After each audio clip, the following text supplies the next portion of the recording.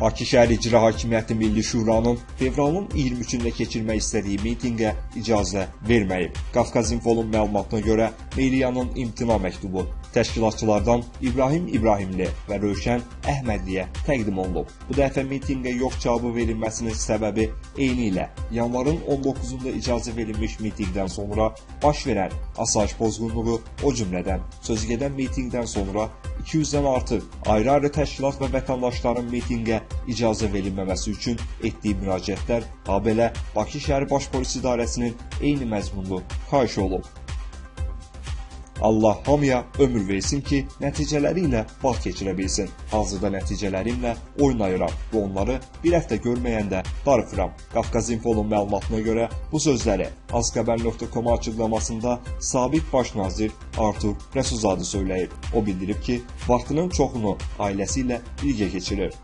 Vaxtımın çoxunu dünyada gedən prosesləri izləməklə keçirirəm. Bundan başqa köhnə əsərləri oxuyuram və vaxtaşırı olaraq klassik musiqilər dinləyirəm. Artur Rəsulzadə nəticələri haqqında da danışıb. Zaman elə gətirdi ki, işlərimlə bağlı olaraq nəvələrimə çox vaxt ayıra bilmədim. Çalışıram ki, yerdə qalan ömrümü nəticələrimə həsr edim. Nəvələrim artıq böyükdür. Mən bütün günümü nəticələrimə həsr edirəm. Onlarla birlikdə vaxt keçirmək mənim üçün ən böyük istirahətdir. Artur Rəsulzadə zəngə görə də minnətdarlıq edib. Siz sağ olun ki, mənimlə maraqlandınız. 2 gün öncə dedim ki, görəsən necə jurnalistlər mənimlə maraqlanmır, niyə məni axtarmır? Bu zəng məni çox sevindirdi, çox maraqlı gəldi. Allah hər birinizi qorusun, hamıdan çox razıyam. Xatırladaq ki, Artur Rəsulzadə uzun müddət yüksək vəzifələrdə çalışıb. 1996-2017-ci illərdə arada qısa fasilə olmaqla Azərbaycan Respublikasının baş naziri işləyib.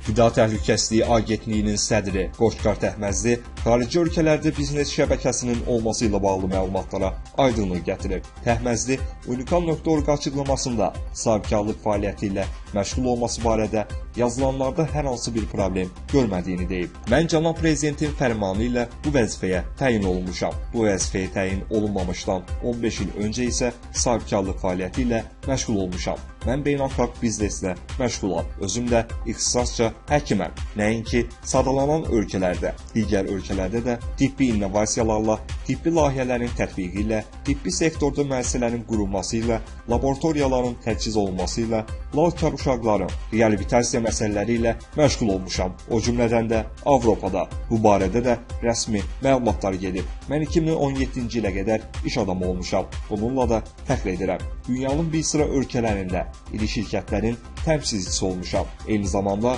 Qarabağ müharibəsi veteranıyam. Qarabağda sağlamlığını itirmiş qardaşlarımızın reabilitasiyasına kömək etmişəm. Bu işlərdə bir qəbahət varmı? Mənim təyinatım olanda rəsmi məlumat getmişdi ki, illərdir özəl bizneslə məşğul olmuşam. Mən fəxr edirəm ki, öz əməyim və zəhmətimlə biznes sahəsində, tibbi sahələrdə öz işimi qurmuşam. Daxili İşlər Nazirliyinin Baş Dövlət Yol Polisi İdarəsi vəfat etmiş şəxsə inzibati cərimə yazılmasına münasibət bildirib. İdarədən son xəbər.az bildirilib ki, Nissan Patrol markalı 90 FH 041 dövlət qeydiyyat nişanlı minik avtomobilinin sürücüsü tərəfindən 19-10-2018-ci il və 04-01-2019-cu il tarixlərdə törədilmiş yol hərəkəti qaydaları əleyhinə olan inzibati xətalar xüsusi texniki vasitənin köməyi ilə aşkar edilib. Həmin qayda pozuntuları üzrə icraat aparılarkən qeyd olunan inzibati xətaların dövlət qurumunun istifadəsində olan nəqliyyat vasitəsinin sürücüsü tərəfindən törədildiyi aşkar edildiyindən qanunvericiliyin tələbinə əsasən həmin dövlət qurumuna müvafiq sorğu göndərilib. Lakin sorğu ilə bağlı Bakı Dövlət Yol Polisi İdarəsinə təqdim olunan məlumatda sözügedən nəqliyyat vasitəsini idarə etmək hüququna malik fiziki şəxsin sürücülük vəsiqəsinin seriyasında F hərfi C kimi göstərildiyi üçün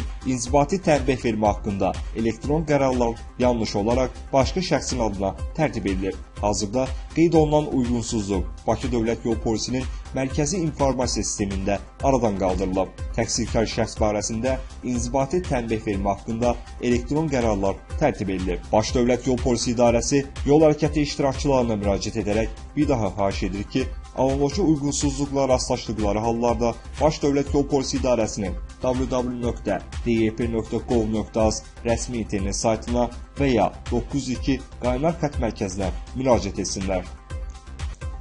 Şəmkirdə ölümlə nəticələnən yol nəqliyyat hadisəsi baş verib. Qafqaz İnfonun verdiyi məlumata görə hadisə rayonun Çənlibey kəndi ərazisində baş verib. Hərəkətdə olan Toyota Prado ilə Vaz 2101 markalı avtomobilin toqquşması nəticəsində Vazın sürücüsü xəsarət alaraq xəstəxanaya yerləşdirilib.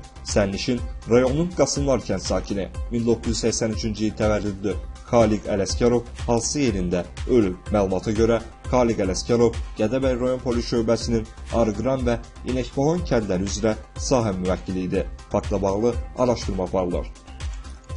Azərbaycanın Müdafiə Naziri General-Polkovnik Zakir Əsənov Braziliya Federativ Respublikasının ölkədə yeni təyin olunmuş fövqəladə və səlahiyyətli səfiri Manuel Adalberto Carlos Montenegro Lopes da Cruz ilə görüşüb. Bu barədə Müdafiə Nazirliyinin mətbuat xidməti məlumat yayıb. Tərəflər ölkələrimiz arasındakı münasibətlər, regional problemlər və bölgədəki hərbi siyasi vəziyyət, eləcə də iki tərəfli hərbi əməkdaşlığın perspektivləri barədə fikir mübadiləsi aparırlar.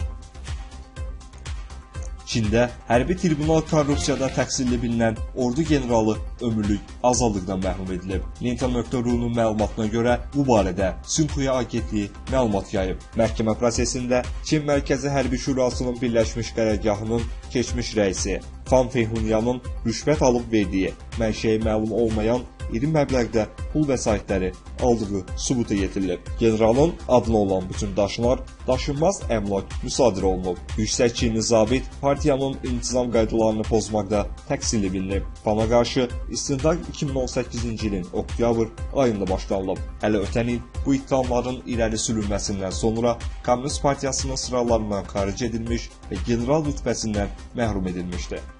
AFB Bank Açıq Səhmdar Cəmiyyətinin səhmlərinin 99,64%-nə nəzarət edən Gilan MMC payına Hikmət Abzaroğlu İsmailova satıb. Maliyyə Bazarlarına Nəzarət Palatasının məlumatlarının elektron açıqlanma sistemində yerləşdirilən məlumata görə alqı-satqı fevralın 7-sində yekunlaşıb. Oxu.azın məlumatına görə Hikmət İsmailov 55.447 səhmi 70.140.455 manat əldə edib. Hazırda bankın digər səhmdarları Cəmil Muradov və Əkbər Abdullayevdir. Xatırladaq ki, Hikmət İsmailov həm də AFB Bankla birlikdə Gilan Holding MMC-yə daxil olan Assigorta Açıq Səhmdar Cəmiyyətinin 100%lik səhmdarı, eləcə də Bank of Baku Açıq Səhmdar Cəmiyyətinin 31,1%lik səhmdarıdır.